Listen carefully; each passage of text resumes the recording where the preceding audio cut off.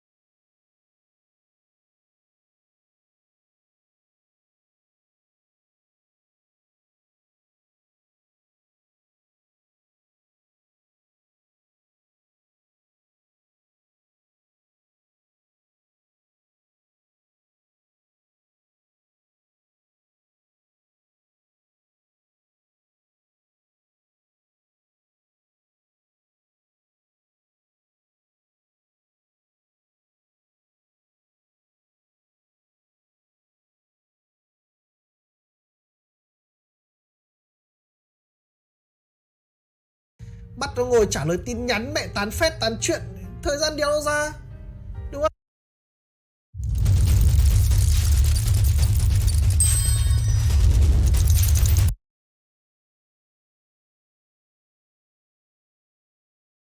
Đúng không? Cho nên là nó tất nhiên là nó cũng đóng một cái vai trò gì đấy, nhưng mà nó không phải tất cả. Cái quan trọng ấy không phải là nhắn tin với nhau nhanh hay chậm, mà là gặp nhau được bao nhiêu lần, và khi gặp nhau thì tình cảm đối với nhau như thế nào, có lo lắng cho nhau hay không, có chăm sóc tốt cho nhau hay không. Tôi giả dụ là chị em đang có một thằng người yêu, chị em nhắn tin cho nó đéo trả lời chị em, nhưng mà ngày nào trong tuần nó cũng đi mua thức ăn cho chị em đớp. Chị em ốm, nó mua thuốc. Chị em thích đi xem phim, nó hầu chị em như hầu mẹ. Nhưng mà chị em chỉ vì nhắn tin cho nó trả lời chậm, chị em bắt đầu vạ vẩn. Đấy, cho nên là tôi nghĩ là cái quan trọng ấy là cái tin nhắn chỉ là một phần thôi. Quan trọng khi chúng ta gặp nhau, chúng ta có những cái giờ phút nó tình cảm, gần gũi bên nhau hay không. Đấy mới là cái điều quan trọng nhất. Ngược lại với anh em cũng thế thôi. Anh em nhắn tin cho chị em, người yêu, thấy ít, thấy trả lời chậm, trong khi trong tuần vẫn coi như là đều 3 lần đi nhà nghỉ một tuần nhá, vẫn coi như là dạt dào tình cảm. Thế thì có vấn đề gì nhá, vẫn chiều chuộng, chả sao cả nhá.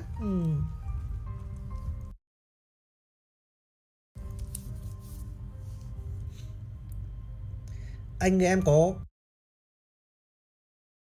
con em gái hư không biết nghe lời thì làm sao cho nó nghe đây anh? Thực ra thì thực ra thì tôi thấy là bao giờ vậy, trong mắt của các anh em có một đứa con em gái ấy, vào tôi gặp của 10 thằng có em gái ấy, thì 9 thằng sẽ đều mẹ con em gái thì em láo lắm, hư láo. Tôi thề với em luôn. Tôi chơi với không ít bạn bè hoặc là anh em có em gái, thằng đéo nào cũng mẹ y như đúc. Hỏi thằng đéo nào cũng mẹ con em gái nhà tao láo lắm, con em gái nhà em hư lắm, học đéo học, suốt ngày chỉ có điện thoại, suốt ngày nhắn tin với dai. Tôi thề với em luôn. Có đúng không đã? Anh em có công nhận với tôi không đã? Em có công nhận tôi không? Nào, để tôi hỏi anh em có công nhận với tôi là anh em gặp bất kỳ thằng đéo nào có con em gái cũng sẽ bao giờ cũng sẽ có nhận xét thế không? Cho nên là tôi nghĩ rằng là cái này nó không hẳn là cái đứa em gái của anh em nó đã hư đâu. Không hẳn là cái đứa em gái của anh em đã hư đâu, mà nhiều khi nó là do cái tâm sinh lý của anh em là con trai và con gái nó khác nhau. Cho nên là những cái việc mà chúng ta nhìn thấy nó ngứa mắt ở cái đứa em gái của mình ấy, thì nhiều khi chưa hẳn nó đã đối với cả cái tiêu chuẩn chung của cái việc ngoan hay là hư, nó chưa hẳn là như thế đâu. Mà nhiều khi là cái tâm sinh lứa tuổi của đứa em gái của mình nó như vậy thôi. Mà thường ấy, tôi thấy những thằng nào mà hay chê em gái mình hư ấy mà thấy thằng mà tự nhiên thấy có thằng nào định tán em gái mình ấy là lại lo sốt vó lên cơ. Thế mới hay. Mẹ suốt ngày chửi là nó rất là hư nhá, nhưng mà đến khi có thằng nào đấy mà hăm he vào tán cái là mẹ dữ như sữa mả tổ ấy. Thế mới lạ chứ. Nhưng mà tôi nghĩ là đây đó là cái hội chứng chung của những người làm anh trai rồi, chứ nó chẳng liên quan gì mấy đứa em gái đâu nhá.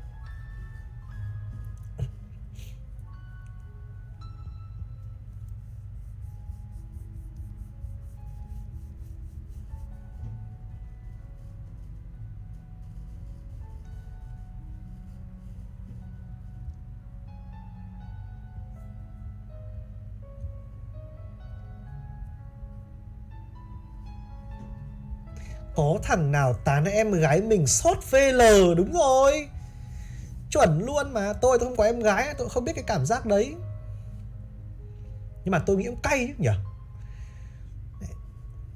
Con em gái mình mà lại có thằng nào đến nó anh ơi em đưa em ý đi chơi đây à, nhiều khi mình cũng cay chứ nhỉ. Vì mình biết mà, mình biết là chúng nó đi đâu đi nhà nghỉ là cái chắc, nhưng mà mình vẫn phải nuốt giận vào trong người mà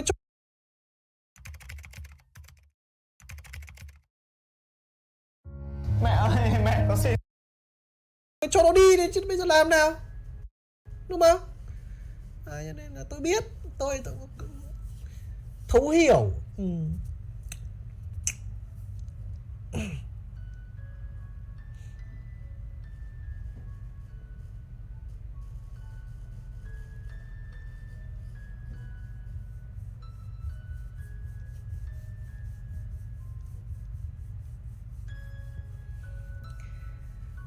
Ông Dũng là con trai một hả ông có anh em gì không? Tôi có khoảng vài chục nghìn anh em. Hàng ngày toàn xem tôi chơi game, nhiều anh em lắm.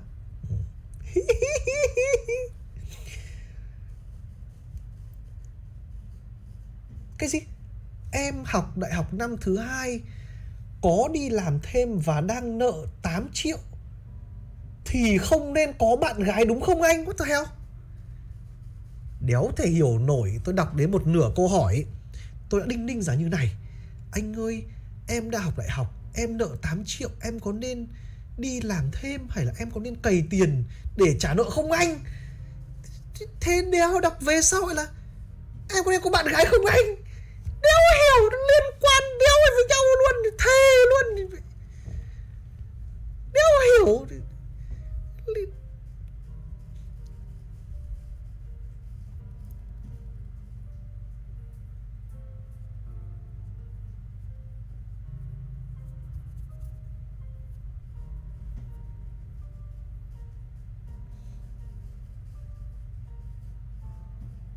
Học năm 2 mà nợ 8 triệu thì tôi chắc chắn là mẹ. Mà lại còn chưa có bạn gái chứ.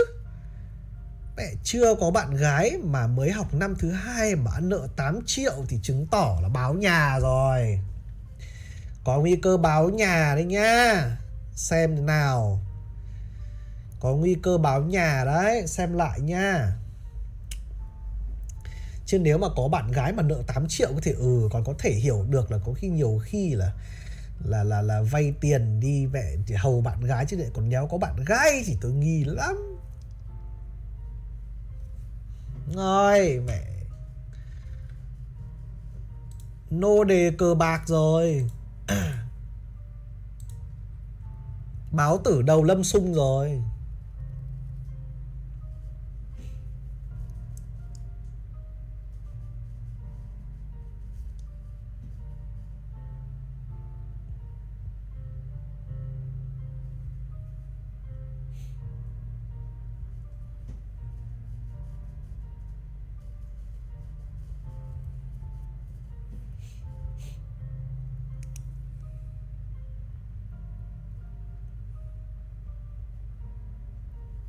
Tiếng Nhật tuy không thông dụng bằng tiếng Anh nhưng nó có ổn không anh?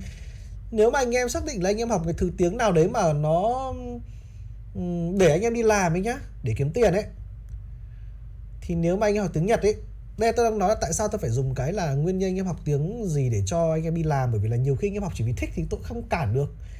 Anh em thích học tiếng Nhật vì anh em muốn tranh chức Weibo chúa với tôi được, ok thôi. Nhưng mà nếu mà anh em xác định học tiếng Nhật để đi làm ấy thì phải xem là anh em học cái ngành này nó có làm liên quan đến Nhật không chứ.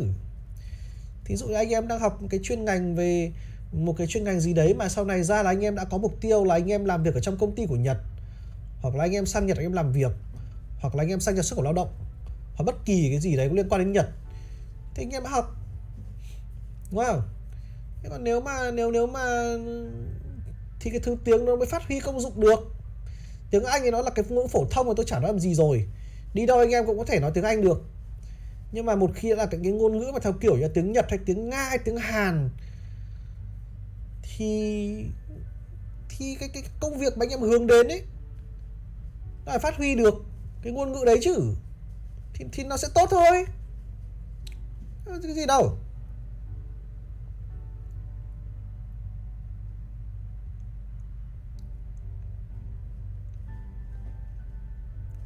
Tiếng Nga khó VL học mãi đéo vào. Anh em mà chê tiếng Nga khó ấy thì anh em quay sang anh em học tiếng Trung với tiếng Nhật thì anh em thấy khó gấp 10 lần. Tiếng Nga là còn dễ đấy, tất nhiên là khó hơn tiếng Anh, nhưng mà là còn dễ đấy. Em sang Nhật làm thực tập sinh nhưng nghe nói về nước khó kiếm việc làm. Có người có ngoại ngữ nhưng vẫn toang. Ô, hay sao em cứ phải nghe nói nhỉ? Cười nhỉ? Nghe nói là như nào? Bởi vì cái cụm từ nghe nói nó rộng lắm. Nghe đứa này nói, nghe đứa kia nói, chẳng thà là bằng anh em cứ làm học nghiên cứu sinh đấy cho tốt đi.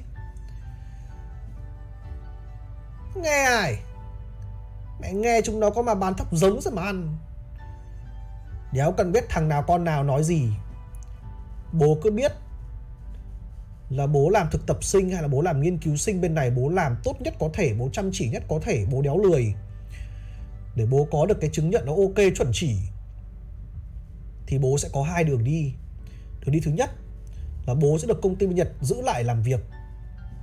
Sau đấy thì bố yêu một em gái Nhật, bố lấy làm vợ. Hoặc bố sẽ lấy em gái Việt Nam và đón em gái Việt Nam sang đấy sống cùng. Đó là cái đường đi thứ nhất. Đường thứ hai là bố đéo được người Nhật giữ lại thì bố về nước. Bố có bằng cấp tốt, bố đi xin việc. Thế sao ổn thôi nhá.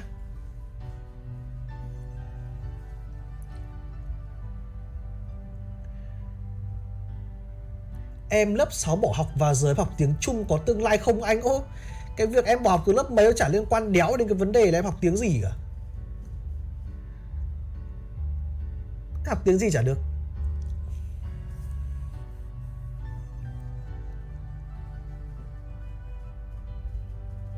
À, N2 là N1 là cái bằng à? Tôi cứ tưởng là N2 là ngoại ngữ khổ. Hóa ra là N2 với N1 nó là cái phân cấp bằng à? À.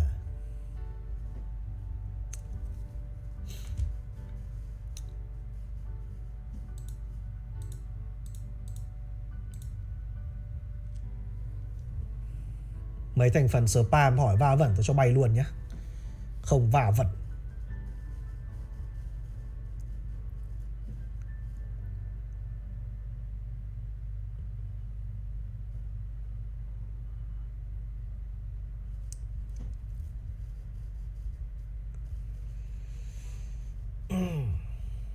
Anh có bao giờ bị mất? The speaking part was the worst. I didn't understand what the interviewer was saying and he didn't get a word of what I was saying either. Mất một người bạn chỉ vì không đi dự tiệc chia tay nó không? Thằng đấy bạn đéo gì em thấy bè em nhé. Bè nó không bạn đâu.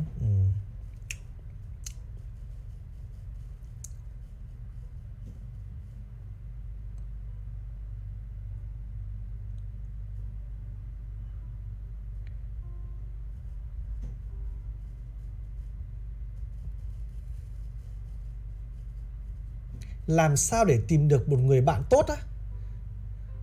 Cái tôi nói với anh em nhiều lần rồi.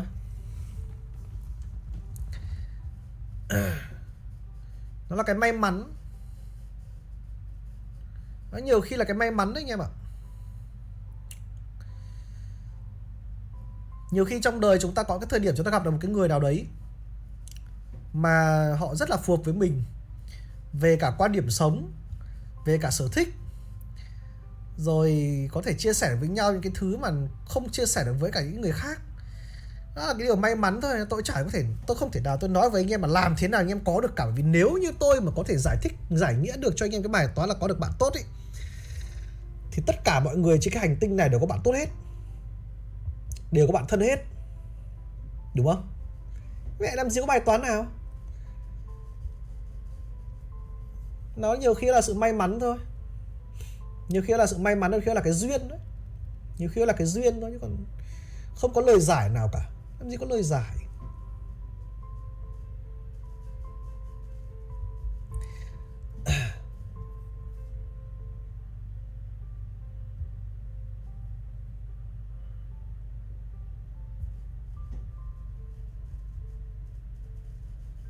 Lớp mấy anh có người yêu rồi? À, hồi anh học mẫu giáo có người yêu rồi. Mẫu giáo anh có bạn thích rồi mà.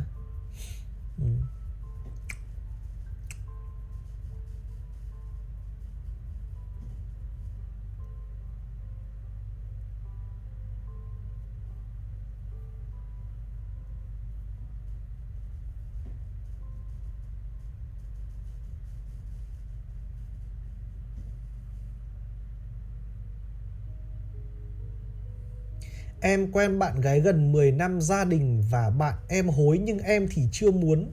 Xin anh cho em lời khuyên. Ốp vãi cả đái. Yêu con người ta 10 năm rồi mà vẫn còn chưa muốn cưới. Đéo hiểu đấy.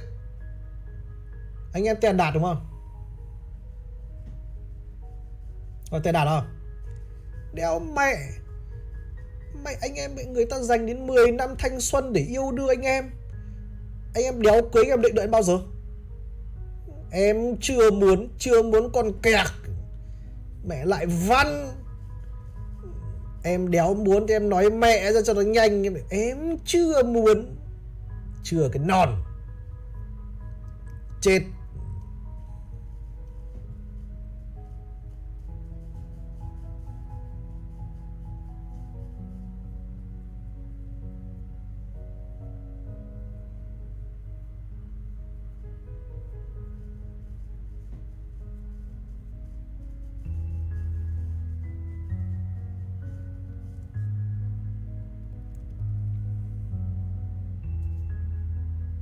Anh cho xin ý kiến về việc học lên thạc sĩ quản trị kinh doanh.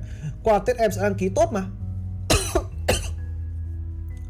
Không chỉ là học thạc sĩ quản trị kinh doanh mà tôi nghĩ là học thạc sĩ nói chung đều tốt hết. Cái tốt ở đây ấy, là rất nhiều công việc mà anh em đang làm, nếu mà anh em có cái bằng thạc sĩ vào ấy, anh em sẽ thăng tiến được nó dễ dàng hơn rất là nhiều. Tôi thật, có bằng thạc sĩ và mọi thứ với anh em sẽ dễ dàng hơn, bởi rất nhiều công ty, rất nhiều doanh nghiệp là họ căn cứ vào cái bằng cấp. Bởi vì cũng đúng thôi, một người mà tốt nghiệp thạc sĩ với cả một người mà tốt nghiệp đại học bình thường, rõ ràng là thạc sĩ kiến thức người ta phải hơn rồi. Tôi đã không nói đến cái trường hợp mà mua bằng hay những cái trường hợp mà học hành vớ vẩn, nhưng mà nói chung là những người ta đã có thạc sĩ bằng thạc sĩ bao giờ người ta kiến thức người ta cũng sẽ vững vàng hơn so với lại cái người mới ra trường, với những cái người mà chỉ có bằng đại học thôi. Đa phần rồi nhé, tôi không nói tất cả. Thế ra cơ hội của anh em sẽ tốt hơn. Nên là nếu mà anh em đặc biệt là những cái ngành nghề thí dụ như là giáo viên này, hay là anh em làm việc trong cái công ty nhà nước này, những doanh nghiệp nhà nước ấy, thì cái bằng cấp quan trọng lắm. Còn công ty tư nhân thì nhiều khi cũng chưa nói trước được. Học tốt, nhất là cơ quan lại còn tạo điều kiện cho đi học thì càng tốt, quá tốt. Đăng ký học luôn nhá.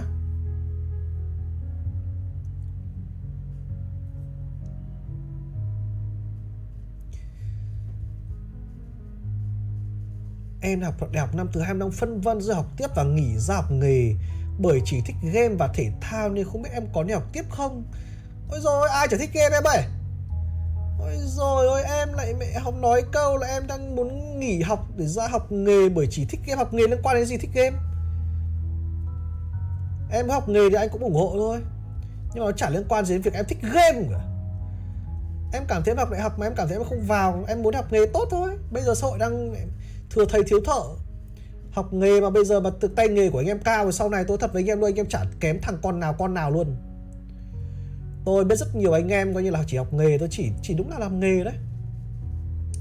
Thí dụ là chỉ sửa xe máy này, hay là những cái nghề nghề như kiểu là những cái nghề mà về kỹ thuật ấy.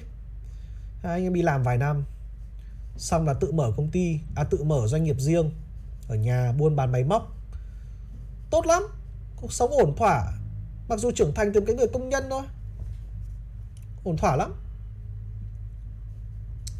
Nó chả liên quan đéo vấn đề game ở đấy. Tự nhiên thấy có từ em thích game, đéo liên quan đéo ấy, làm đéo có nghề game nhá.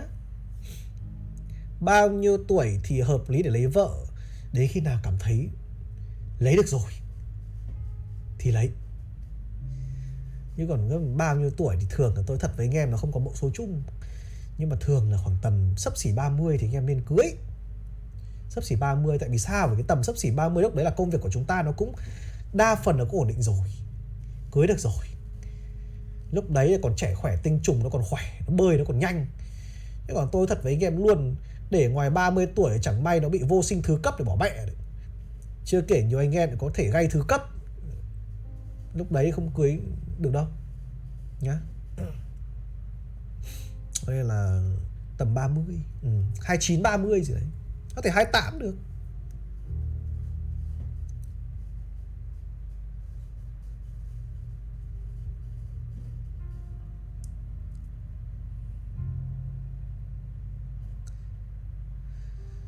Đang trăn trở chuyện tình của tôi. Người yêu tôi là người Bắc nhưng đang sống và làm việc ở thành phố Hồ Chí Minh.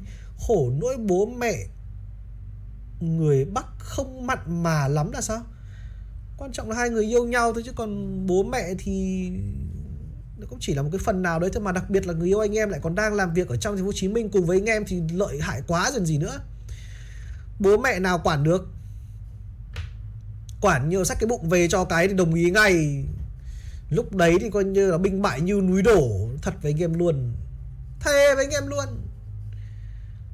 Cái tầm coi như là không mặn mà, đứa con gái ôm bụng từ trong Nam ra ngoài Bắc dẫn theo người yêu ra, còn 3 tháng rồi binh bại như núi đổ luôn. Gật đầu lia lịa, có cái gì quá đơn giản.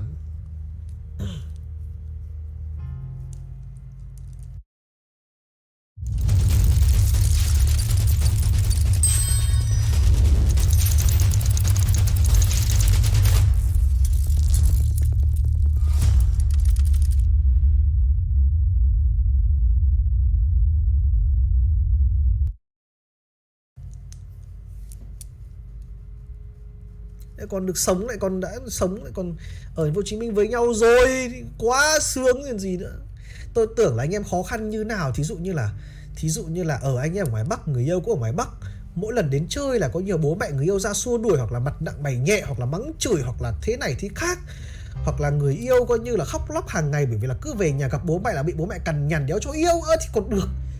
Đây mẹ đã sống trong Nam, người yêu nó từ ngoài Bắc nó cũng đang làm việc trong Nam, mà còn phải lo bố mẹ người yêu ở ngoài Bắc thì tôi cũng chịu đi. Mẹ đéo hiểu.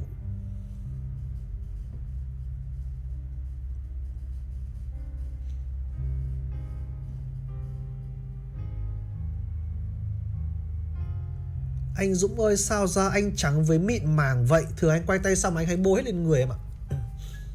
Poti nó làm da đẹp lắm.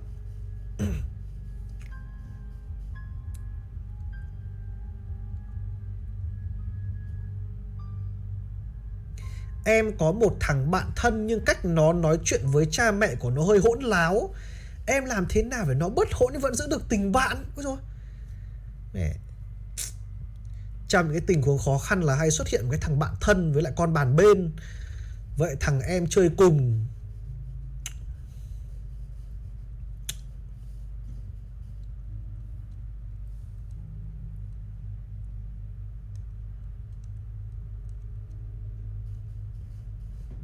Anh ơi, gia đình ngoài Bắc có tổ đình anh ngạ mệt lắm. Tổ đình chứ có là tổ coi như là tổ rời. Chết. Tổ đình là cái gì? Chả là cái gì.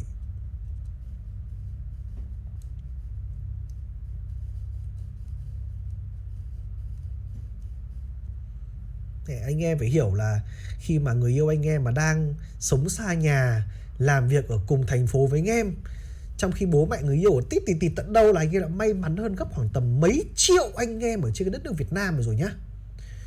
Anh em đã may mắn hơn mấy triệu anh em trên đất Việt Nam này rồi. Vì tôi thật với anh em này tỷ anh em ở đây mà, khi mà yêu ấy rất khó để ban đầu được bố mẹ người yêu ủng hộ ngay. Nó có hàng tỷ lý do.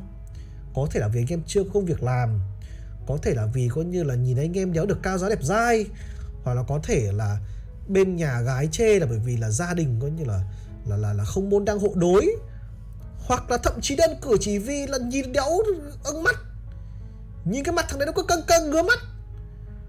Thế thôi là anh em đã sớm đến hàng triệu anh em bị cái tình huống như thế rồi. Đéo phải hàng ngày trường mặt ra ở nhà người yêu, đéo phải đến nhà người yêu xin phép đưa người yêu đi chơi. Còn muốn thế nào nữa? Hay là còn muốn bố mẹ nhà vợ nó phải mòn tận nơi, nó quỳ xuống dạ coi như là bọn tôi xin coi như cung kính dâng con gái cho anh ạ. Chết vậy. Cái gì nó cũng có giới hạn thôi nhé. Cảm ơn anh em mà quân Kim Hoàng. Thật lười nói mẹ đi.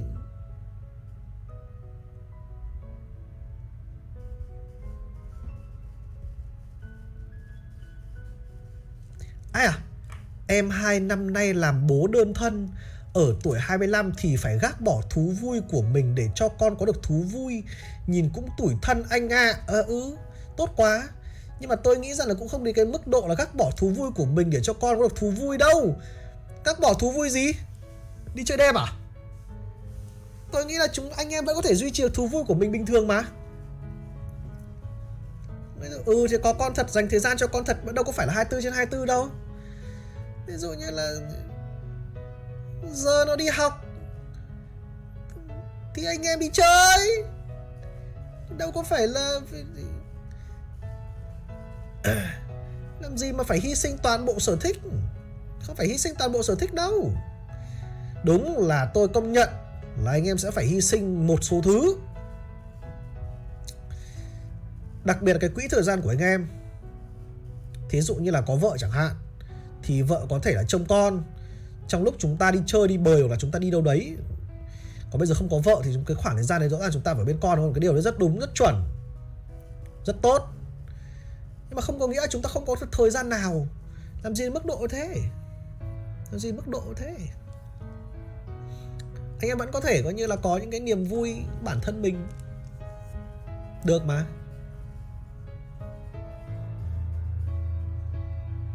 Nó học mình đi làm anh ơi. À, tức là lúc đi học thì mình đang đi làm gì? Đi làm thì tìm đến cái niềm vui ở nơi công sở thôi. Có sao đâu. Tìm niềm vui nơi công sở thôi. Chứ anh em nghĩ rằng nhá, tôi hỏi thật anh em, thế anh em nghĩ rằng là những cái thằng bố mà không phải đơn thân như bọn tôi ấy thì đéo phải đi làm à? Hay là anh em nghĩ rằng là những cái thằng bố đơn thân, à đéo phải là đơn thân ấy, thì nó được đi chơi đêm à? Có được đi còn kẹt, vợ nó chẳng bắt nó mặt vào tường. Quanh đi quẩn lại thì cũng chỉ có mỗi khoảng thời gian mình đi làm hàng ngày, tự mà tìm lấy thú vui cho mình, đúng không ạ? Hay là em nghĩ rằng là những cái thằng mà làm bố không đơn thân có nghĩa là cứ đêm đến nó đi chơi? Hay là ngoài thời gian đi làm nó đi chơi? Có cái cứt về vợ chẳng lột mẹ ra. Chết. Tự tìm lấy cái niềm vui khi mà đi làm chứ còn đéo với nữa.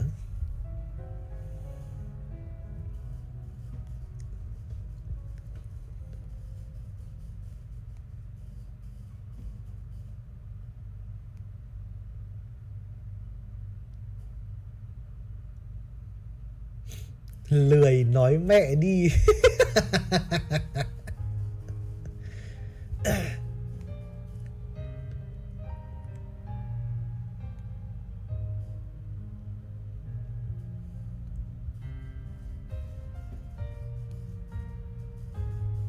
Anh Dũng là bố đơn thân à? Ôi dồi khiếp, chị em Tracy Nguyễn à.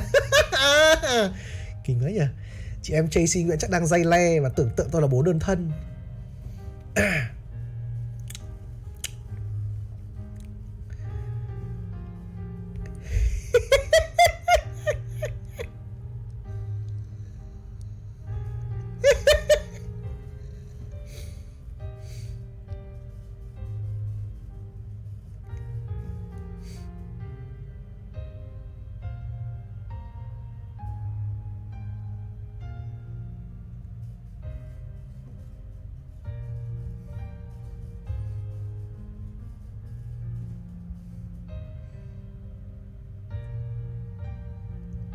Cháu thắng xe tơ, dây le là gì? Ôi giời ơi.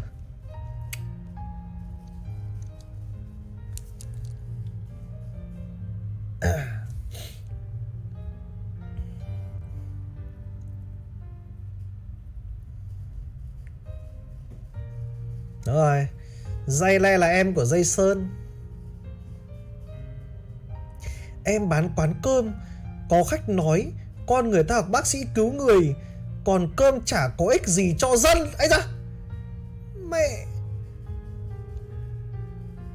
vãi cả đái. Anh em thế thì anh em nói này với người ta nhá. Khách ăn cơm ấy mà bảo là con người ta học bác sĩ cứu người, còn cơm chả có ích gì cho dân, thì anh em bảo là này, thế con ông đi làm bác sĩ về ấy, ăn cứt sống qua ngày à? Hả?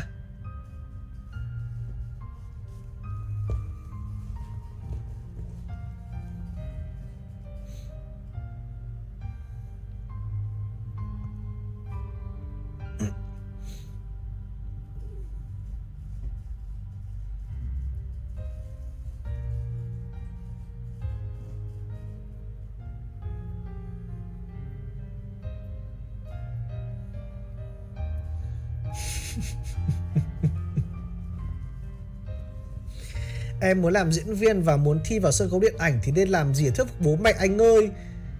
Trước mắt thử coi như là tham gia vào mấy cái làm diễn viên không chuyên thử đi. Tôi có biết một anh em chả học ngành nghề diễn xuất đéo gì, nhưng mà chuyên môn đi đóng mấy cái vai phụ ấy ở trong mấy cái tiểu phẩm ở trên VTV hoặc là mấy cái ở bên đài truyền hình ấy, hay đóng đi mấy tiểu phẩm lắm. Đơn giản thế thôi.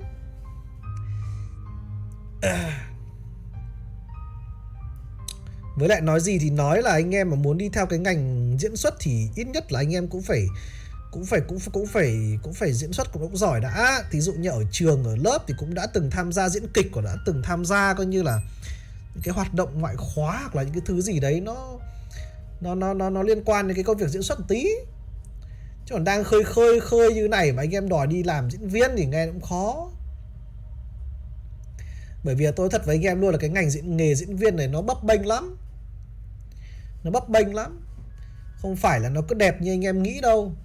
Tức là cứ đi làm diễn viên là tự nhiên nó rồi được mời một cái dự án phim bom tấn, sau đấy nổi tiếng, sau đấy là được biết đến trong cả nước, sau đấy là cứ ngồi đấy mà tiền về, cát xê nó bay về đâu.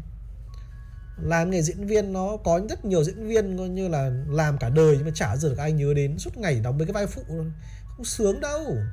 Rồi lại phải bôn ba bên ngoài bươn trải làm thêm kiếm tiền nuôi con mà. Lúc vào làm stream YouTube cảm giác của anh thế nào? Sướng. Bởi vì là thấy có nhiều chị em xem stream.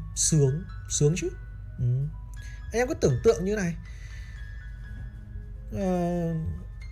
Ban đầu chúng ta chỉ có khoảng tầm vài trăm chị em thích thôi. Khi mà chúng ta chưa stream. Đẹp dai cao giáo mà trông phong độ mà. Cu dài. Nhưng về sau stream thì được đến hàng nghìn chị em thích. Sướng chứ. Nâng nhá.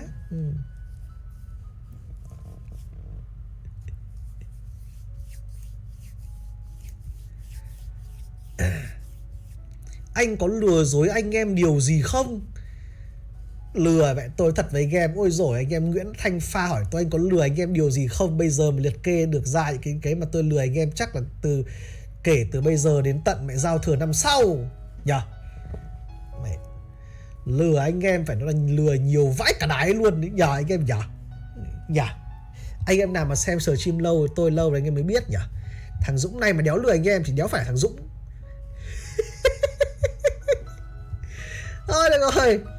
Hôm nay đến đây thôi anh em ạ. Hôm nay thì thôi thì mùng 1 đầu.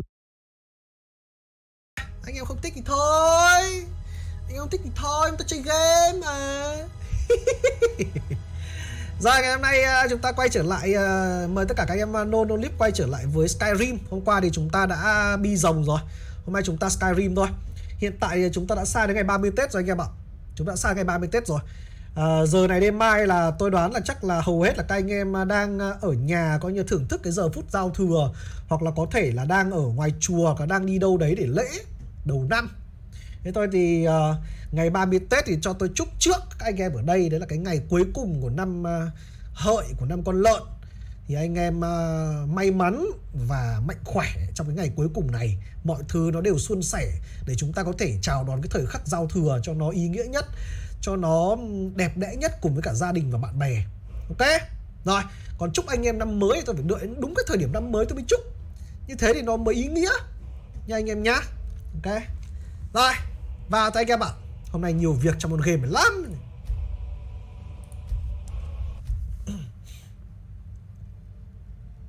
Đêm mai vẫn phải đi làm à? Thế à?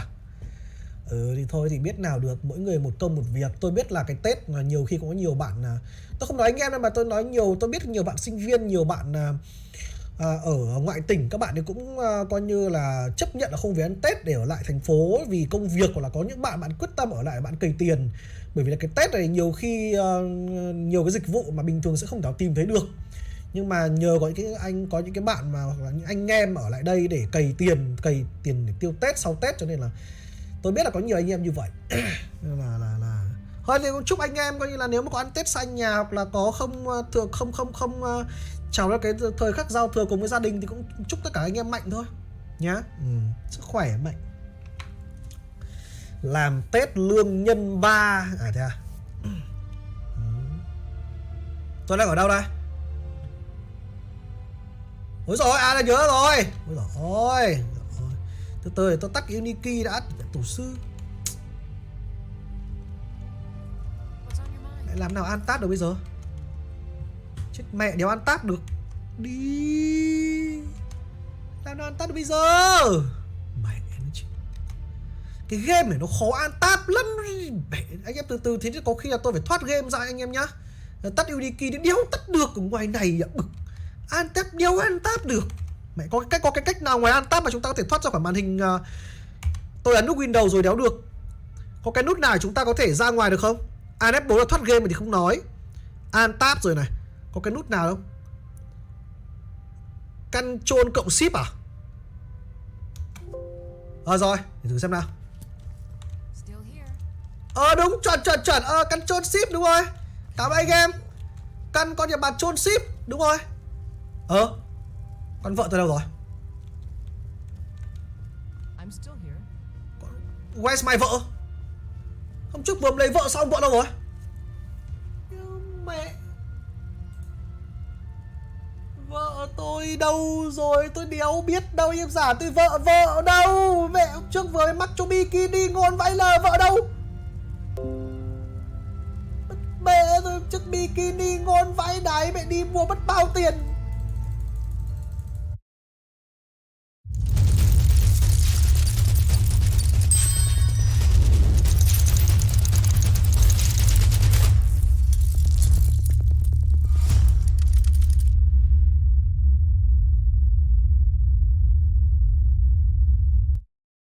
Hello everyone, mọi người ơi, cô Hoa nè. Và cô Hoa đang có mặt tại ASEAN Resort để tổ chức Yen Party cho IMAP Việt Nam. Những nhân sự rất là cống hiến trong một năm qua, mang lại những bài giảng cho tất cả mọi người. Mọi người ơi, cô còn có một món quà bất ngờ cho tất cả các bạn nữa. Come on. Mọi người ơi, are you ready? Yes or no? Yes! Happy New Year! Chúc mừng năm mới! Yay!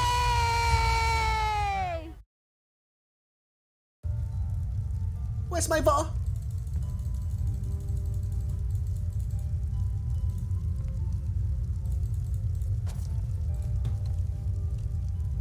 Can I help you? I've got your back. Cái này em có ở trong này không? Em ơi.